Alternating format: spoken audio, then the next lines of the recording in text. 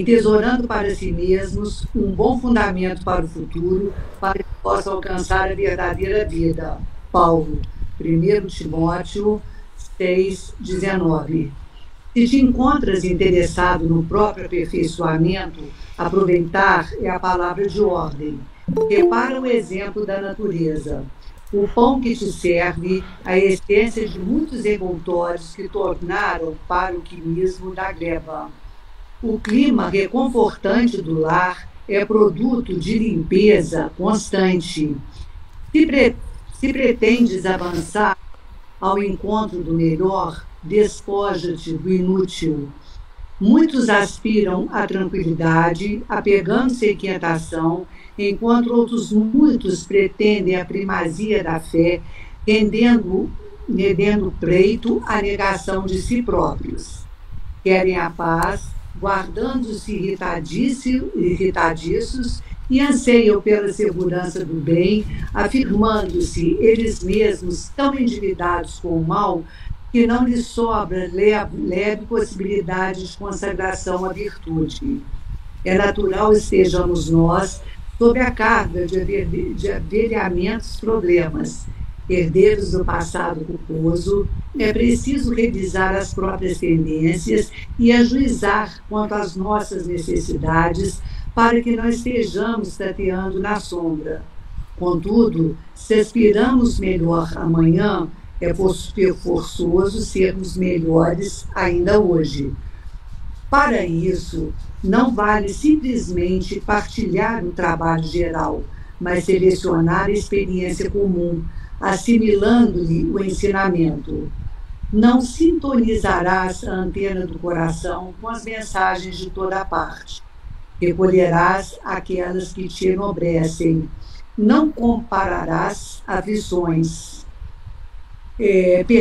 Preocupar com o que for justo. Não te esqueças, pois, de viver, que viver é atributo de todos. Ver bem é o caminho dos que se dirigem leais ao bem para a divina luz da vida. Vamos orar, então. Jesus, amigo querido, agradecidos estamos pela oportunidade de aqui nos reencontrarmos para, nesse estudo das orientações de Paulo, podermos realmente viver bem e viver no caminho do Evangelho que a divina luz trilha para cada um de nós. Que possamos aproveitar esses instantes de reflexão e, mais do que isso, que possamos colocar em prática no nosso dia a dia tudo aquilo que estamos aprendendo e assimilando, para que possamos realmente agir e nos comportarmos como verdadeiros discípulos do Cristo, divulgando o bem, o amor e a caridade. Envolva-nos, Jesus, nos nossos propósitos e ajude-nos a preservar-nos para que possamos a cada dia, com passos firmes e fortes, caminharmos na sua direção. Que assim seja. Assim seja. Muito bem, gente. Boa noite para todos. Boa noite. Isso mesmo, todo mundo animado. Estamos aí no capítulo 13 da primeira carta. Só fazer uma pergunta, só caso você pode responder no final. A gente vai ter algum recesso agora em dezembro? Ah, vai ter, né? Porque o Natal cai dia 25, né? 25 é quarta-feira, né? Eu sei, mas a gente vai até que dia? Nós temos 4, 11, 18. Aí 25 é dia 1º. 25 e 1º não vai ter, a gente sabe disso. Mas assim, para dia 4, dia 11, dia... Vamos ver, a semana que vem eu trago a resposta. A gente dá uma olhadinha no planejamento. Muito bom. Capítulo 13, gente. Estamos aí num dos principais capítulos, ou o principal capítulo, a principal mensagem, conforme a gente colocou na semana passada, né? Um complemento do Sermão do Monte, esse capítulo, onde Paulo coloca todo o seu sentimento, todo o seu amor. Falamos da substituição da palavra caridade pela palavra amor. As duas são muito bem empregadas. A palavra amor ostenta o Deus, não que a outra seja menor, mas a gente tem uma outra visão. E na minha anotação aqui, a gente parou no versículo 4. Podemos continuar daí? Foi esse mesmo? Foi, gente? 4, versículo 4? Foi. Então vamos lá. Versículo 4. A caridade é paciente, ou o amor é paciente, a caridade é prestativa, não é invejosa, não se ostenta, não se incha de orgulho. Muito bem. Dos versículos 4 a 7, não sei se vocês notaram aí, Paulo ele vai mencionar 15 características exemplificadas por Jesus. 15 características. Quais são essas características? A gente já está vendo aí, ó. Paciente, prestativo, não se ostenta, não se incha de orgulho. Então, assim... Tudo ao contrário de nós humanos, né? Porque da primeira parte ele está falando assim, não é invejoso, não se incha, mas depois ele vai falar as afirmativas lá na frente, entendeu?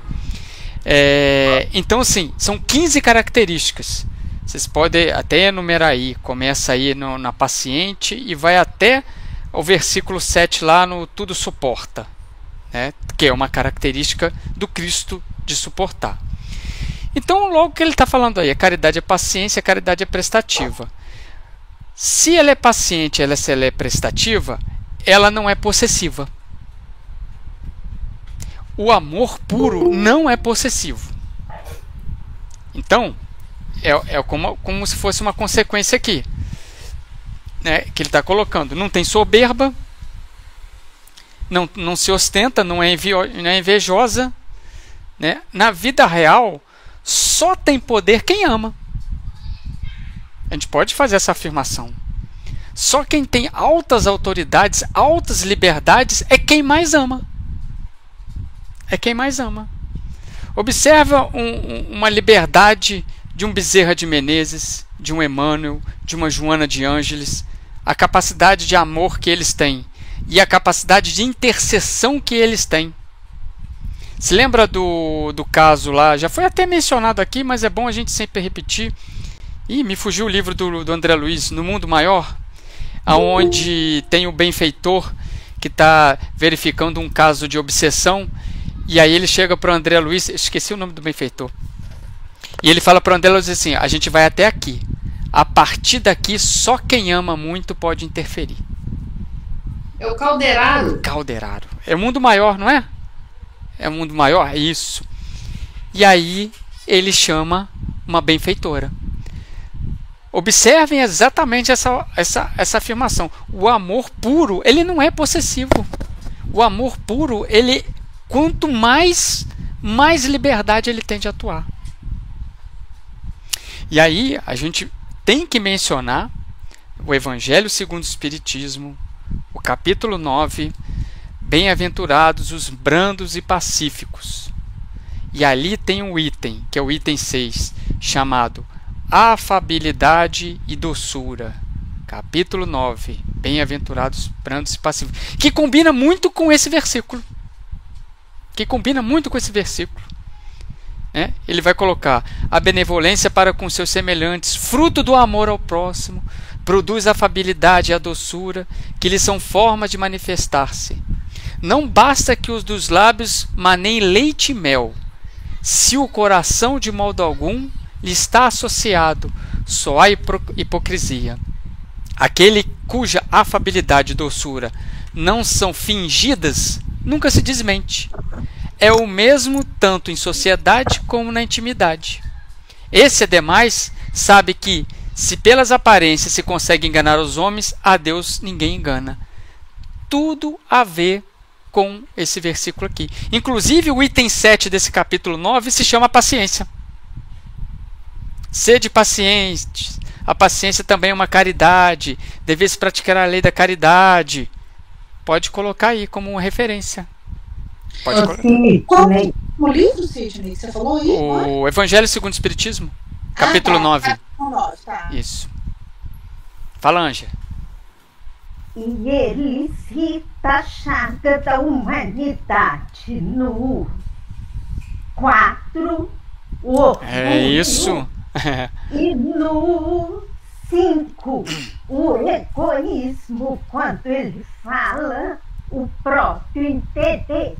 Sim, sim. Né? Sim. Quer dizer, para obtermos tudo isso, temos que abandonar a chaga da humanidade, orgulho e egoísmo. Né? Perfeito. Orgulho no 4, egoísmo no 5, interesse próprio. Bom complemento. Pode anotar aí. E conforme a gente colocou, né, são características do Cristo. A paciência, a caridade, né? Isso tudo a gente observou na passagem de Jesus. E quando ele vira fala aqui, não é invejosa, não se ostenta, Jesus falou isso, né? Guardai-vos de fazer vossas obras diante dos homens, para ser vistos por eles, do contrário não terei recompensa junto ao vosso Pai. Quer dizer, ostentação, né? Quando dá esmola, não toques a trombeta, aquilo tudo lá, ostentação. E outra fala de Jesus, a mão esquerda não saiba o que faz a direita, ostentação. Inclusive sobre a ostentação, eu tenho uma observação aqui, que é o capítulo 8 do Evangelho segundo o Espiritismo, bem-aventurados que têm puro coração. Item 1 a 3, fazer o bem sem ostentação. Capítulo 8 do Evangelho, itens 1 a 3.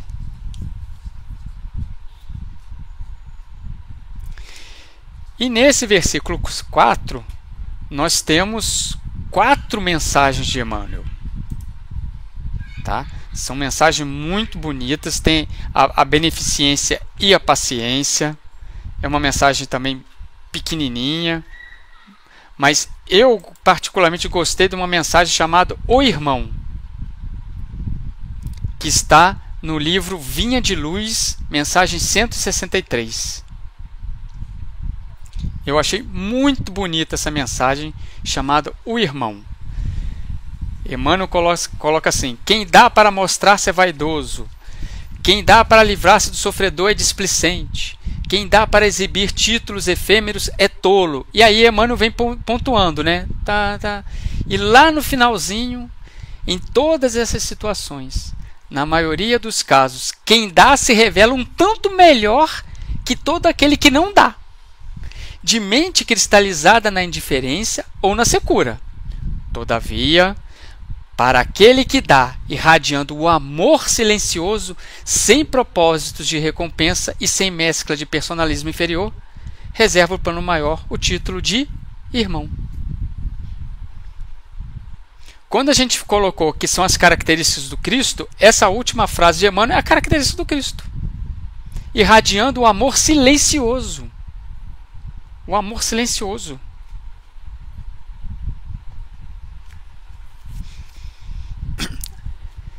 Alguém que leu as mensagens de Emmanuel quer pontuar alguma dessas 4, quer puxar alguma delas? Eu puxei essa aí que mais me marcou. A serviço e inveja, ela mostra que cada um pode ajudar com os recursos, por menor que seja, que a gente possui. É o serviço e inveja, lá do Palavras da Vida Eterna. 93. Capítulo 93, né? Isso. No final ele termina com façamos a nossa parte. A outra, que é beneficência e paciência, eu gostei muito.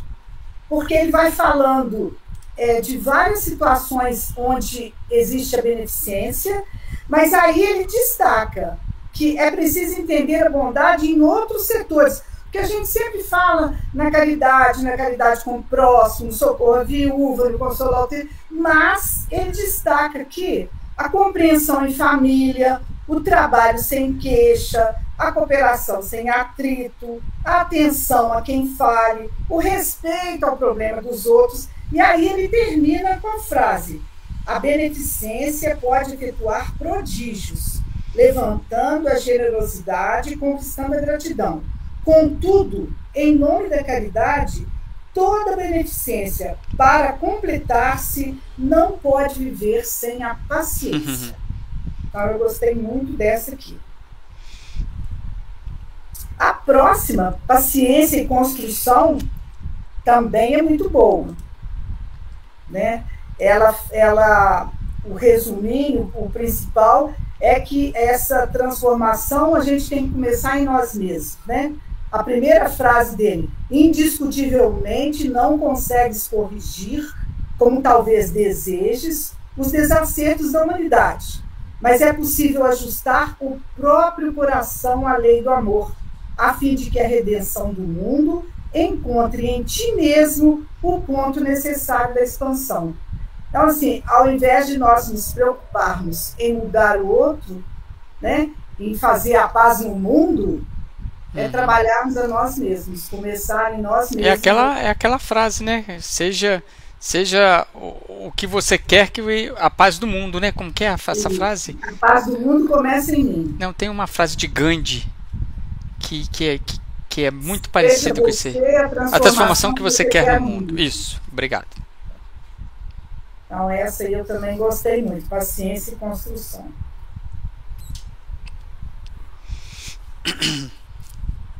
Nessa paciência e construção, tem uma frase aqui que eu marquei também, que ele fala assim: auxilia aqueles a quem amas, no entanto, não lhes solicites espetáculos de entendimento e gratidão, que ainda não seja capaz de oferecer. Porque a gente sempre auxilia, a gente sempre faz a nossa caridade, e a gente sempre quer o retorno. Você quer a gratidão, você quer que a pessoa se transforme, principalmente às vezes em questão dos vícios, questões de saúde. Você quer que o outro entenda, né, o que aquele vício está fazendo com ele. Você quer que o outro entenda quais o modo de vida dele que prejudica ele mesmo. Às vezes a pessoa não entende, às vezes a pessoa não está preparada. Então a gente não pode exigir do outro esse entendimento que ainda não está no momento dele ter. Eu gostei muito dessa mensagem aí, Jane. Esse pedacinho aqui, ó, são duas frases que eu marquei aqui, eu gostei muito, que complementa isso tudo que você acabou de falar aí agora. Ele fala assim: amarás e servirás. Entretanto, não só isso. Esperarás, que é esperar o amadurecimento também de quem a gente ama. Compreensão pede amadurecimento de raciocínio nos refolhos da alma. Amadurecimento de raciocínio. Tem esse aqui eu não vou ler, vou só citar para quem tiver o livro. O Convites da Vida, na mensagem 34, tem o convite à paciência. Bom. Uma frase que capítulo 34 do Convites da Vida. Uma frase que eu destaquei aqui nessa mensagem: a paciência é a medida metódica e eficaz que ensina a produzir no momento exato a tarefa correta. É muito boa essa mensagem, ela é muito grande. Então, quem tem o livro vale a pena ler, viu? Muito bom. Prossigamos, ok? Versículo 5. Nada faz de inconveniente, não procura o seu próprio interesse, não se irrita, não guarda rancor. O que o amor puro é? Discreto. Não procura o seu próprio interesse. Se não procura o próprio interesse, ele é discreto. Por isso que o amor puro, por isso que quem mais ama são os que estão nas frentes no mundo espiritual. Por quê? Porque ele consegue atender a todos. O egoísmo atende a todos? Não. O meu egoísmo atende a você? Não. O meu orgulho atende a você? Não. Mas o meu amor pode atender você. O meu egoísmo fere você. O meu orgulho fere você. Mas o meu amor, ele ajuda você. Então, o egoísmo, o orgulho, conforta? Não. É o que está colocando aqui. Ele é discreto. O amor é discreto. E outra coisa, cadê? Não se irrita, né? Não se torna irado. Se irrita, já não é amor, né? Se irrita, já não é amor. Não guarda rancor. Não se irrita, né? Não é ou seja, não é conduzido pela raiva, não é conduzido pelo ódio, pela violência. Não tem nada disso. E tem alguma história de Jesus irritado? Atendendo alguém? Bem, a parte é o Jesus um pouco mais irritado, não é a palavra. Seria lá dos vendilhões do templo, né? Mas aquilo ali tem indignado, né? Aquilo ali tem todo um contexto. Tem um contexto. Se você ler o pé da letra, realmente você vai ver um Jesus violento. Até violento ali, drástico, enérgico, que botou tudo por abaixo, mas tem um contexto ali que não é bem assim, tá? É claro que aqui não é o momento. Tá esses mosquitinhos aqui tudo em volta de mim aqui, ó. Tem um contexto, a gente não vai colocar aqui, mas não é bem daquele jeito ali. Ali tem uma poesia em cima das profecias que foram colocadas em cima dos vendilhões do templo ali, tá? Então, se a gente for olhar, verificar o tempo atual, onde a gente vive numa sociedade que tem baixa tolerância com o próximo, diante de menores discordâncias a gente já está brigando, né? A gente por pouco está deixando a fraternidade de lado. Então, cada vez mais precisamos de preencher isso com amor. Precisamos preencher isso com empatia. Precisamos quebrar esse gelo aí, que sejamos nós que quebramos esse gelo, esse frio, essa neutralidade. Que possamos compreender, tolerar, ser paciente. Não procurar no meu próprio interesse, olhar o ponto de vista do próximo. É a mensagem de Paulo que está nos convidando. Então, sim, se existe ódio, se existe alguma violência, já não é amor. O que é isso aí? É o amor que adoeceu. Talvez Paulo quisesse dizer aqui para os crentes lá de Coríntios que eles não se focassem apenas no mal que os outros fizessem, né? Que focassem no lado bom, que não dessem atenção apenas aos erros que eles cometessem, que amassem acima de tudo, né? Que conseguissem, que vissem os atos com os olhos de Jesus. Sim. Com compaixão, com complacência. Sim, exatamente isso aí. Existe uma mensagem de Emmanuel chamado Tudo é Amor. Muito bonita a mensagem. E ele vem exemplificando assim: a vida é o amor existencial, o estudo é o amor que analisa, a fé é o amor que transcende, a esperança é o amor que sonha. Muito bonito, muito bonito. Qual é o livro? O livro eu não peguei, não. Eu peguei a mensagem, Tudo é Amor. Se você bater aí no Google, ele vai cair qual que é o livro. Tudo é Amor, Chico e Emmanuel, né? Então aí lá no final ele vai colocar: a paixão é o amor que se desequilibra, o ciúme é o amor que se desvaira, o orgulho é o amor que enlouquece, o sensualismo é o amor que se envenena, e o ódio que julga ser antítese do amor não é senão o próprio amor que adoeceu. Muito bonita essa mensagem. Uma bela referência aí desse capítulo de Paulo aí.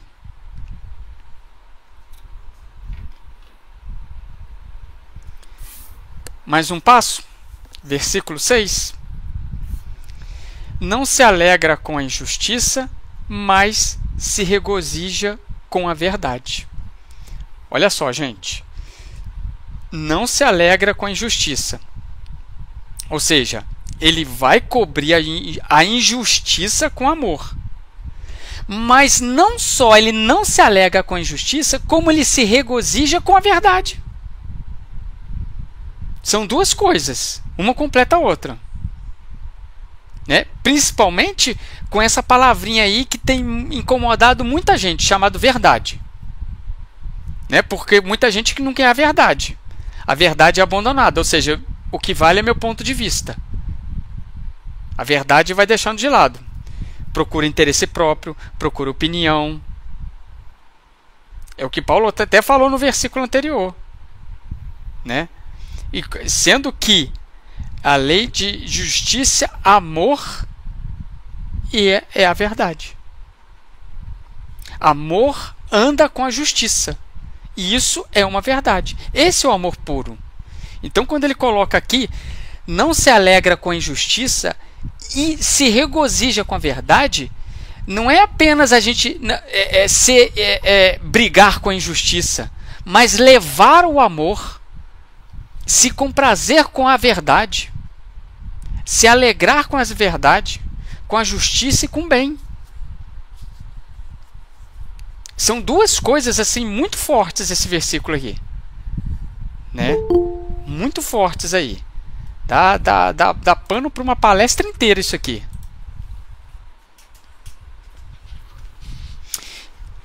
No livro Viagem Espírita, de 1862, existe uma perguntinha que Kardec coloca o seguinte: se as opiniões estão divididas sobre alguns pontos da doutrina, como reconhecer de que lado está a verdade?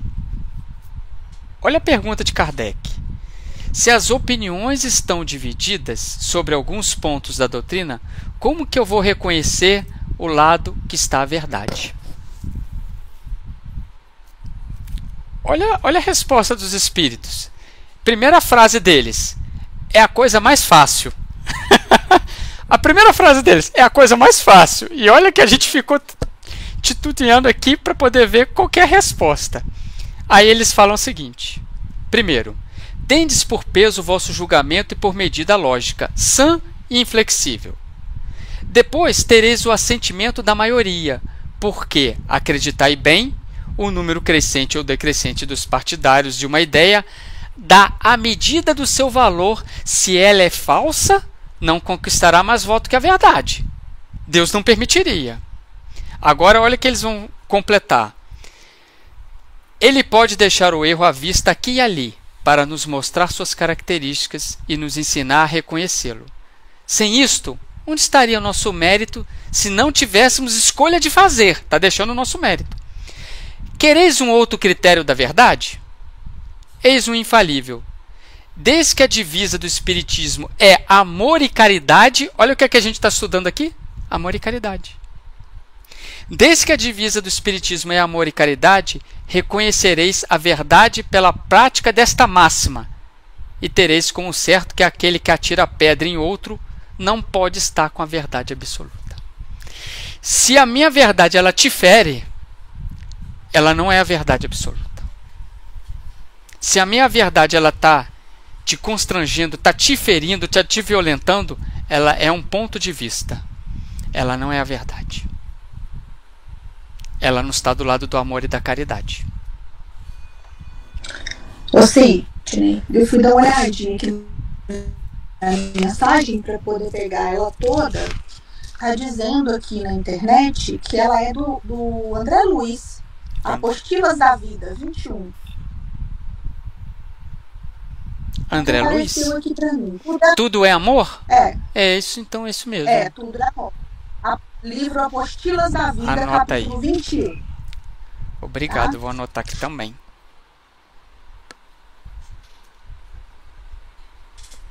Eu achei como livro Atitudes da Vida, e depois a gente tem que dar uma olhadinha qual que é. Porque às vezes eles têm mensagens repetidas em livros diferentes. Emmanuel também tem algumas mensagens nos livros dele.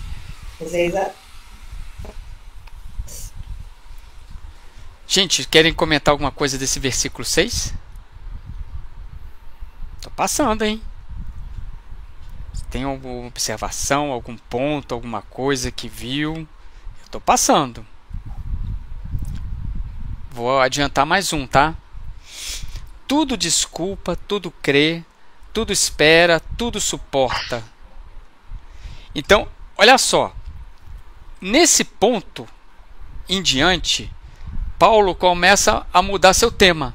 Em vez de afirmações negativas, ele passa para afirmações positivas. Olha como que ele muda. Antes ele estava lá, ó, não é invejosa, não se incha, nada faz, não procura. Aqui ele já começa a passar para informações positivas. Tudo desculpa, tudo crê, tudo espera, tudo suporta. O quê? A caridade, o amor. Está aqui. Então a gente tem, cadê o quê?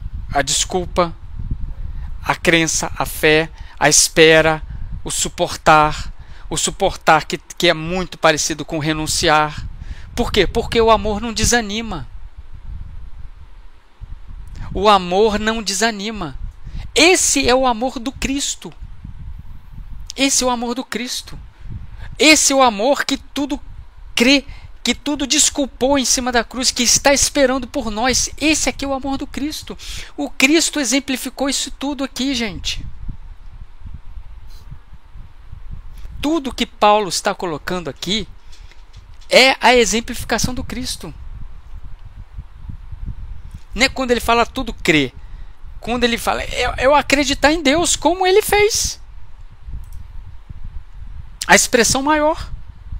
Ele acredita em nós, que somos capazes, nos confia a cada dia a tarefa de construção de um mundo melhor, igual a gente colocou do início, a construção de nós mesmos para um mundo melhor. Mesmo diante da nossa imperfeição, da nossa pequenez, Cristo está vendo a gente lá na frente. Por isso que ele crê, por isso que ele perdoa, por isso que ele está suportando as nossas injúrias até hoje.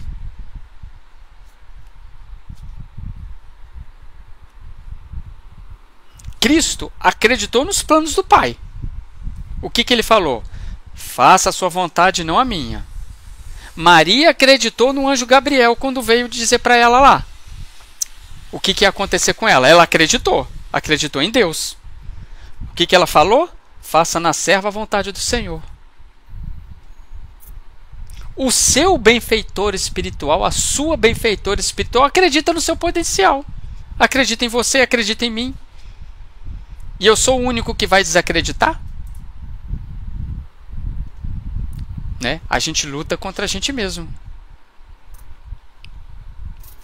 Tudo espera. Né? Olha que coisa bacana. No mundo tão imediatista como que a gente é, tão urgente, tão que quer as coisas tudo rápida, tudo espera. Tudo espera. Né? O que agora a questão valendo nota, hein? O que Abigail falou para Paulo lá em Paulo Estevão, que tem a ver com isso aqui? Acabei de pensar nisso agora. Acabei de pensar ela falando assim, entendeu? Para ele lá, né? Ama, trabalha. Ama, trabalha. Espera e perdoa. Isso aí. Espere. Espera. Baseado nisso aí, tem o capítulo 18 do livro Convites da Vida. A referência é 1 Coríntios 13:7. Ela fala lá em cima: tudo sofre, tudo crê, tudo espera, tudo suporta. O título é Convite à Esperança. Então tem lá no final, não vou ler tudo não porque é grande. Tá. Esperança expressa integração no organograma da vida. O rio muda o curso, a montanha desaparece, a árvore fenece, o grão germina, enquanto esperam. A mão grandiloquente do tempo, tudo muda. O que agora parece sombras, logo mais surge e ressurge em ouro fulvo de luz. Espera, diz o Evangelho, e ama. Espera, responde a vida, e serve. Espera, proclamam os justos e perdoa. Espera no dever, distribuindo consolo e compreensão, porquanto, a fim de que houvesse a gloriosa ascensão do Senhor na montanha de Betânia, aconteceram a traição infame, o cerco da inveja, a gritaria do julgamento arbitrário e a cruz odienda, que em sublime esperança o justo transformou na excelsa catapulta para o reino dos céus. É linda essa muito bonita essa mensagem. Convites da vida. Também anotei ela aqui. Convites da vida, tenho ela aqui. Convite à esperança. Isso aí. Espera. Espera. O suporte. E a gente tem Emmanuel também. Esperar é confiar no tempo de Deus. Sim, sim. Sim. E é grande a diferença é grande. O nosso tempo, né, é imediatista. E o tempo de Deus é paciente.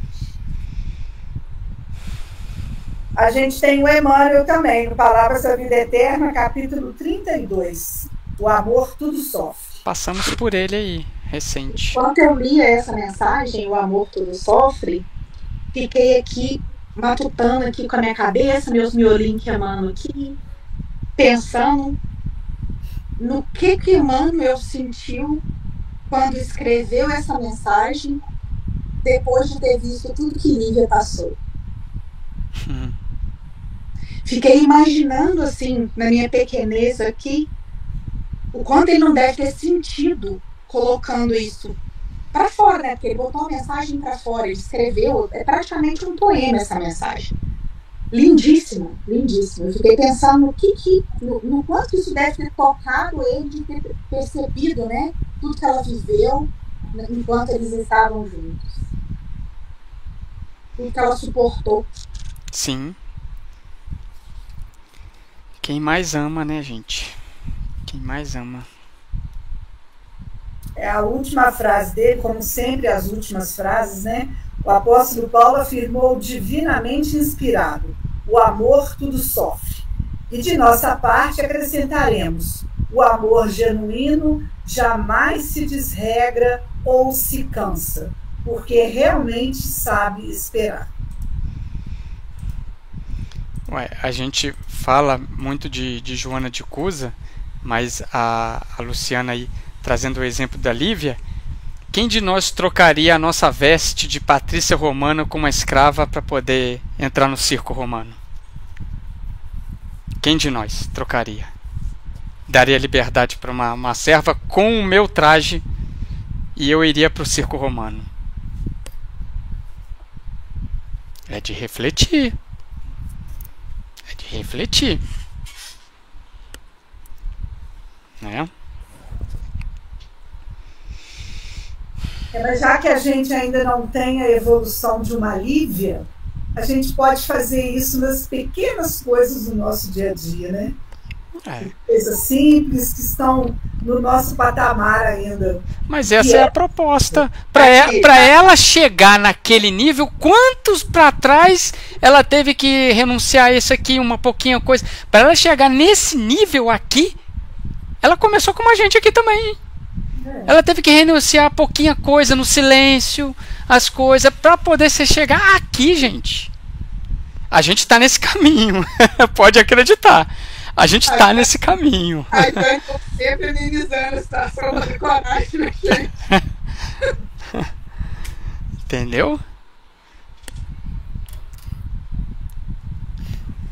Vamos mais um pouquinho, pode ser? Ó, agora Paulo vai atingir o clímax, o auge aqui, ó. A caridade jamais passará. Quanto às profecias desaparecerão. Quanto às línguas cessarão. Quanto à ciência também desaparecerá. Olha só o que ele faz, gente. Presta atenção. 3 dos dons mais elevados da igreja de Corinto são mencionados aqui. E sendo que ele está colocando que isso é temporário.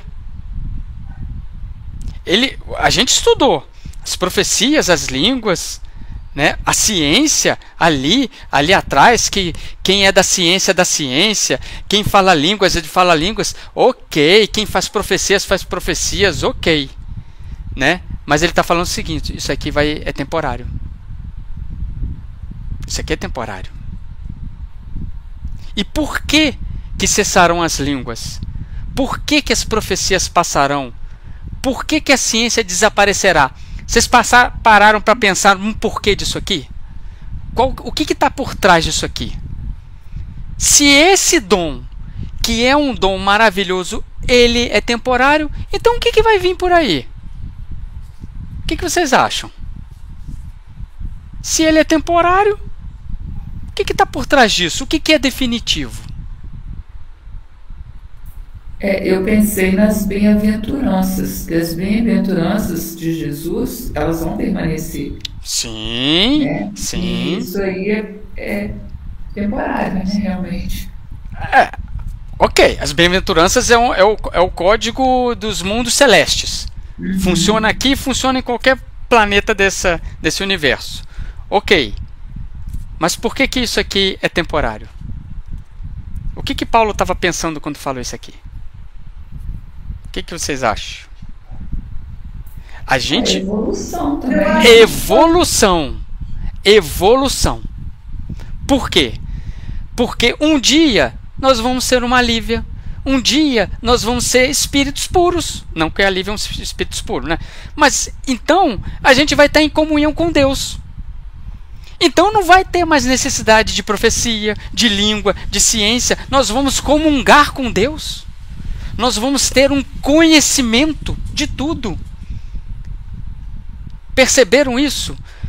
Isso aqui já é um leve do que a gente vai estudar um pouquinho mais para frente ali.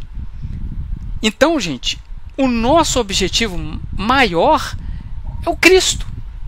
O que o Cristo faz? Ele comunga com Deus. Ele tem isso tudo. Ele tem isso tudo. Então, esses dons, eles cessarão, vão desaparecer, porque isso é temporário. Isso é evolução. Nós precisamos disso? Precisamos.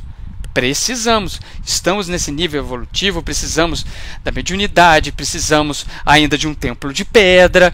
Isso é nível evolutivo, até como que a gente vai comungar com Deus. Nada nos separará de Deus. Vocês perceberam que isso aqui é muito profundo que Paulo colocou? Porque ele coloca os 3 maiores dons como temporários. Imagina a pessoa que tem esse dom lendo, ouvindo isso aí. Olha, tem o dom da profecia. Ué, mas vai passar? Vai desaparecer? E depois o que eu vou ser? Você vai ser espírito puro? Entendeu?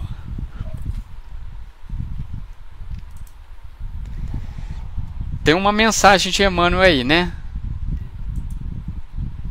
No versículo 8, não é? Uma só não, tem um monte. Tem 3, 4. 4 mensagens. Nossa, tem muita mensagem. 4 mensagens aqui. Essa primeira eu não anotei nada, nas trilhas da caridade. Nas trilhas da caridade... Deixa eu ver. Ué, tá. Ah, tá aqui. Nas trilhas da caridade. Bênção da Paz, capítulo... Bênção da Paz, ele vai falar como que a gente está fazendo a caridade. Né? No Vinha de Luz, a mensagem 162, a luz inextinguível. Ele vai falar que a caridade jamais se acaba. Ele vai falar da nossa vida exterior com o amor, como que a gente se coloca nesse meio aí. Essa Progresso e Amor eu achei muito boa. Progresso e Amor é do livro Bênção de Paz, capítulo 57. Eu entendi falando aqui que tudo é transitório na humanidade, menos o amor. Ele vai citando aqui, ele vai desdobrando a transitoriedade das coisas. Tudo modifica. Da ciência, da cultura, da arte, tudo. Então, assim, tudo é transitório, menos o amor. Menos o amor. A caridade jamais acaba, o amor jamais passará.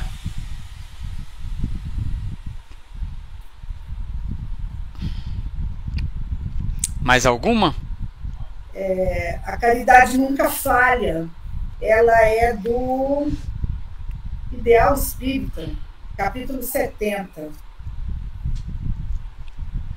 Também é uma mensagem bem grande, muito boa, mas eu não grifei nada aqui não. Ok.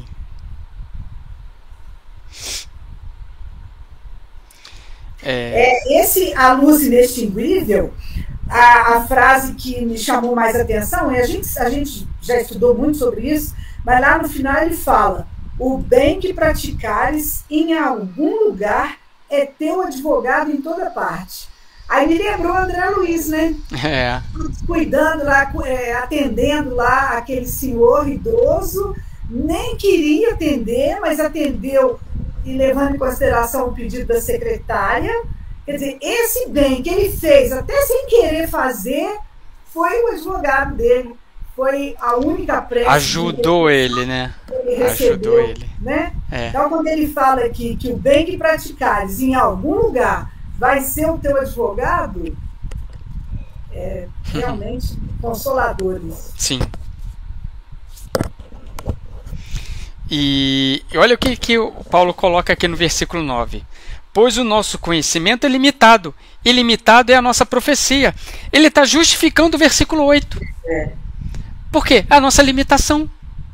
É a nossa limitação, gente. O nosso conhecimento é limitado. Ou seja, a minha ciência é limitada.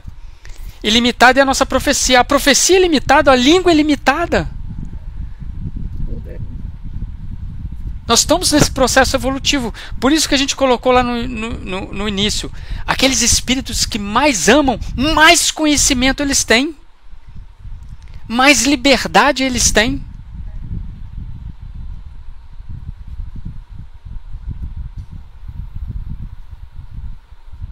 Olha só o versículo 10. Como que a gente está falando de evolução aqui.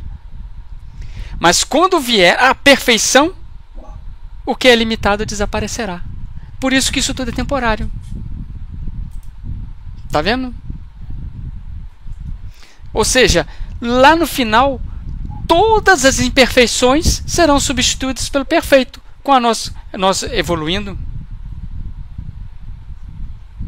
Tudo vai desaparecer. Tudo que é limitado vai desaparecer. Tudo que é obscuro vai desaparecer. O incompreensível vai se tornar claro. Olha, gente, esses versículos 8, 9, 10 é um prelúdio do que a gente vai estudar. Porque vocês observem que Paulo está olhando lá na frente, mas muito lá na frente. Paulo não está olhando a sua próxima existência, não está olhando 10 existências para frente. Ele está olhando o Espírito perfeito. Ele está olhando a consumação dos dias, com o dia do juízo do Senhor, lá o Espírito perfeito, o Espírito celeste, que a gente vai falar bastante disso aqui. Justificado. Totalmente justificado. Então, observe que Paulo compreendia isso. Ele reconhecia esse caminho do amor. Por isso que ele está colocando aqui, gente. Isso aqui é um processo evolutivo. Isso aqui é uma análise interpessoal para nós verificarmos os nossos valores. Os nossos autovalores. É muito profundo aqui. Não sei se vocês têm essa dimensão, mas isso aqui dá vontade de chorar. Isso aqui, que ele é muito profundo. Ele está olhando lá na frente. Ele está colocando um patamar, nos impulsionando para a gente poder verificar o espírito que a gente pode ser. E se eu quero chegar lá, eu tenho que trabalhar hoje. Eu tenho que trabalhar hoje o amor. Eu tenho que me esforçar hoje, eu tenho que avançar hoje. Essas atitudes todos que eles estão colocando aqui, atitudes amorosas em relação ao próximo, em relação a mim mesmo. A dimensão que Paulo coloca isso aqui, gente, é o que eu tento assim. Eu quando leio Paulo, eu viro e falo assim: isso é o que eu estou conseguindo ver. Imagina no mundo espiritual eles estudando as cartas de Paulo, como que deve ser isso aí ampliado. Né? Deve ser de uma beleza assim imensa isso aqui. Isso é o que a gente consegue ver. Por quê? Porque nós somos limitados. Nós somos limitados. Está aqui. A nossa interpretação aqui ela é limitada. E Paulo está impulsionando isso aí para a gente. Essa é a razão da gente se esforçar. Essa é a razão da gente se transformar. Por quê? Porque um dia vai vir a perfeição e o que é limitado desaparecerá. E quando os dons, e quando a perfeição for atingida, não vai nem ter necessidade de dons mais? Não, não tem, porque eu tenho um conhecimento total. Eu amo. Jesus encarnado. Quem que assistia Jesus? Está lá no livro dos médiuns. Ele era médium de quem? Ele era médium de Deus. De Deus. Olha a profundidade disso aqui. A gente não tem noção disso não. Não tem não, gente. A gente não tem noção disso não.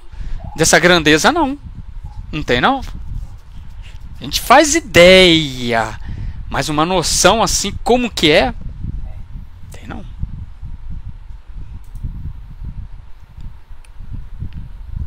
Eu era menino. Oi? Quem falou alguma coisa? Versículo 11, pode a gente entrar? Quando eu era criança, falava como criança, pensava como criança, raciocinava como criança. Depois que me tornei homem, fiz desaparecer o que era próprio da criança. Isso aí é o próprio Saulo e Paulo, né? Um Saulo e Paulo. Porque a criança é birrenta, ela teima, ela quer experimentar o que ela acha que é certo só. Sim, sim. Né? É o processo evolutivo. Que nem nós. Que nem nós. Então, o Paulo, ele, desde esse versículo 8, ele está traçando, bem sutilmente, um processo evolutivo. Então, aqui, ele está falando o seguinte: o nosso atual conhecimento é um conhecimento de criança. E, depois que eu me tornei homem, fiz desaparecer o que era próprio da criança. Depois que a gente passa a amar, a gente está nesse caminho da perfeição. A gente deixa de ter esse conhecimento de criança, essa relação de criança. Foi a forma que Paulo conseguiu mostrar esse caminho. Mostrar o tamanho da limitação que a gente tem e de quanto potencial nós temos para poder expandir a luz que habita na gente.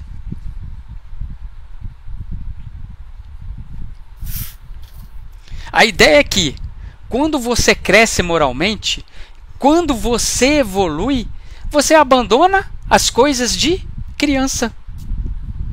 Abandona as criancices, igual a Joelma está falando aí. O orgulho, né?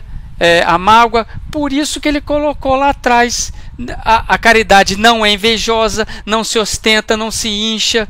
O que isso é, gente? Comportamento de criança. Eu fico imaginando como que isso reverberou ali na comunidade de Corinto. Porque, assim, foi uma mensagem parecendo um facho de luz. É um facho de luz. É um facho de luz. A comunidade toda conturbada, cada um querendo mais poder que o outro. Coisa de criança. Então, olha o que Paulo está colocando lá. Não é. É assim, como que isso aí? É como você fala com uma criança. Não é isso, não faz isso. Não é assim. E aqui Paulo está complementando. Olha, essas coisas de criança, quando você se tornar adulto, quando você se tornar amor, quando você percorrer aquilo, isso tudo aí, passado. Inclusive, a mensagem que tem de Emmanuel desse versículo 11, que é o Bênção da Paz e a mensagem 48, ela se chama madureza espiritual. Madureza espiritual. Literalmente falando, para nós amadurecermos espiritualmente. Aqui ele faz uma chamada de consciência, porque ele já trata o espírita como se o espírita já tivesse realmente toda essa consciência. Não é? Né? Todo esse despertar. Então, sim, você lê isso aqui e você fala assim, nossa. Então, eu como espírita, eu já tenho que agir dessa forma aí, né? Eu já não sou mais criança. A partir do momento que eu tenho esse conhecimento espírita, eu já tenho a obrigação de não agir mais como criança. Ele já coloca a gente já numa prateleira. num patamar já mais elevado. O espírito evangélico, onde esteja e com quem esteja, sabe perfeitamente que as suas convicções se erigem à condição de veículos das ideias que abraça, né? E em razão disso, seleciona suas próprias atitudes perante o mundo e a vida, consciente de que, havendo atingido a madureza espiritual, ou seja, né, ele está consciência. Nós já temos essa madureza espiritual. Se pode fazer o que quer, somente acerta com as leis do Senhor quando traz o que deve, quando faz o que deve. Então, assim, o espírito evangélico, ele já sabe o que é para ser feito.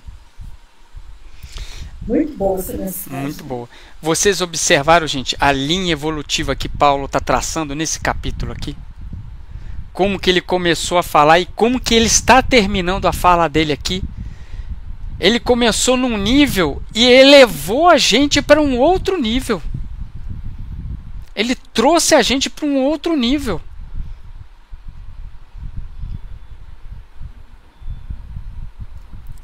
Vamos lá, vamos ver se a gente termina aqui, ó, no versículo 12. Agora vemos em espelho e de maneira confusa, mas depois veremos face a face. Agora meu conhecimento é limitado, mas depois conhecerei como sou conhecido. Por que agora veremos por espelho? Que ele está colocando aqui. Aí vale, a gente tem que trazer uma informação da época. Por quê? Porque os espelhos da época de Paulo, eles não eram espelho como o nosso. Né? Era um pouco difuso, um pouco vago, obscuro. Era diferente. Era de bronze polido com areia. Isso. Então a imagem era distorcida. Exatamente. Então por isso que ele está falando, ó, agora vemos em espelho de maneira confusa. Por quê?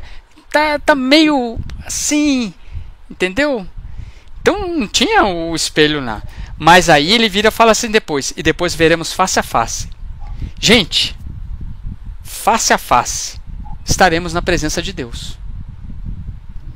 Conhecerei como sou conhecido. Gente, olha só. Conhecerei como sou conhecido. Como que eu sou conhecido? Eu sou um espírito. Eu conhecerei todas as coisas. Tudo que me é oculto vai ser revelado. Conhecerei como sou conhecido. Eu sou espírito. Eu sou um espírito. O conhecimento dele é limitado ainda, né?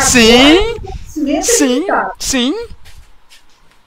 Mas ele vai ser conhecido. Ele vai ter essa noção. Observe que Paulo está levando a gente lá para o alto assim para a gente perder o fôlego.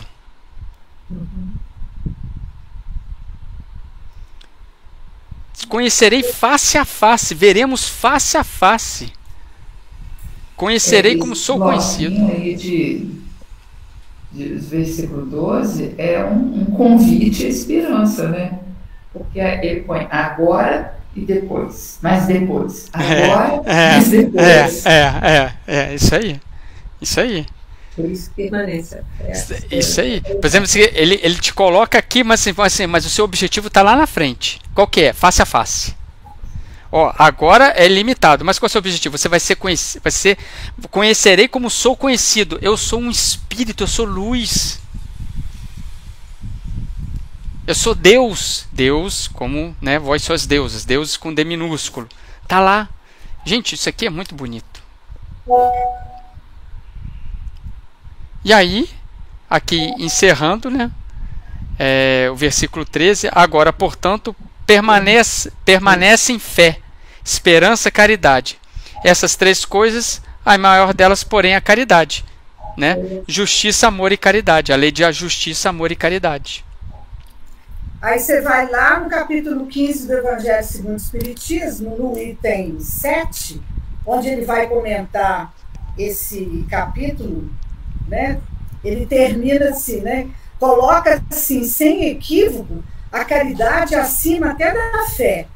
É que a caridade está ao alcance de toda a gente, do ignorante como do sábio, do rico como do pobre, independe de qualquer crença particular.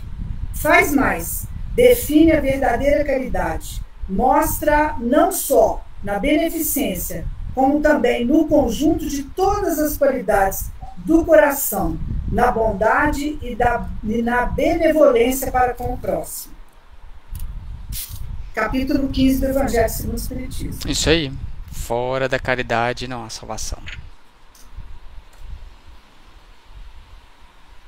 Esperança, caridade. Essas três coisas, a maior delas, porém, é caridade. Lei de justiça, amor e caridade. Gente, 8 horas. Uia. Deu certinho. Gente, pra mim... Não deu não, que tem Emmanuel. Não, tem... Agora, esse tem Emmanuel, não deu... Ficou faltando Emmanuel. Tem 2 Emmanuels aí. Tenho 13. 3 Emmanuels. 3 não, tem 3, tem 2. 2? Tem 2. Não teve uma vez? Tem o Caridade do Entendimento, do 13, e tem o Caridade. E tem caridade, que ele vai falar que a caridade não é só bem material, é a atitude nossa também. É a atitude nossa. A caridade não é só aquilo que você doa, é a tua atitude. E a outra mensagem também, caridade do entendimento, também tem umas frases muito boas, se alguém quiser destacar.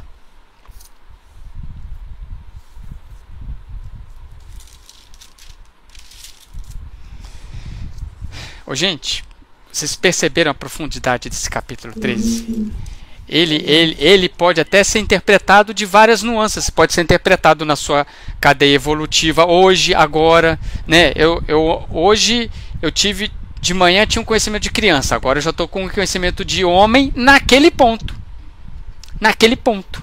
Não no processo todo. A gente consegue ter uma foto de vários pontos ali e tudo se completa. E tudo se completa aqui.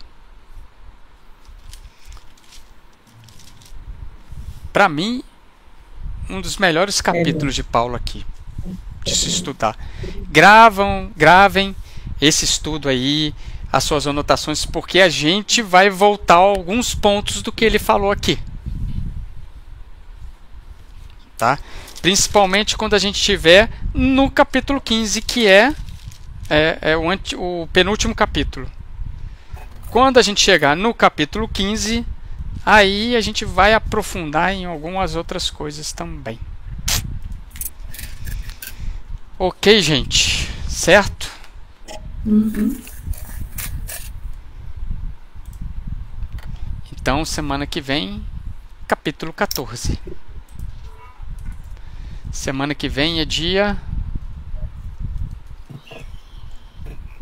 4 de dezembro. 4 de dezembro. Muito bem. Vamos encerrar aqui então. Hoje eu faço a prece de encerramento. Então vamos lá, gente. Levarmos nossos pensamentos. Agradecemos a esse estudo. Agradecemos mais uma vez as palavras de Paulo de Tarso, que hoje, nos dias atuais, tanto nos comovem e nos emocionam. Obrigado por suas atitudes, obrigado pela sua energia, obrigado por todos esses 30 anos, ou mais um pouco, que viveu como Paulo de Tarso. E agradecemos também por Saulo, que fez parte dessa caminhada. Que esses amigos espirituais que presidem esse grupo de estudo abençoe cada lar, abençoe cada estudo, abençoe cada casinha, cada rua, toda a nossa Juiz de Fora, no mundo que está precisando tanto de paz, tanto de compreensão e muito mais de amor. Abençoe todos os tratados de paz, abençoe todos aqueles líderes que ainda têm a guerra na mente, que Jesus possa ampliar o conhecimento, a ciência, ampliar o coração, trazendo o amor para todos nós. Obrigado, Jesus, por essa caminhada que estamos fazendo em conjunto. Obrigado pelo grupo de estudo. Obrigado pela FEAC, em nome de Mateus, que nos concede esse momento tão importante para nossas existências. Agradecemos as bênçãos que temos recebido e sê conosco, Mestre, hoje e para todo sempre. Que assim seja. Assim seja. Assim seja. Assim seja.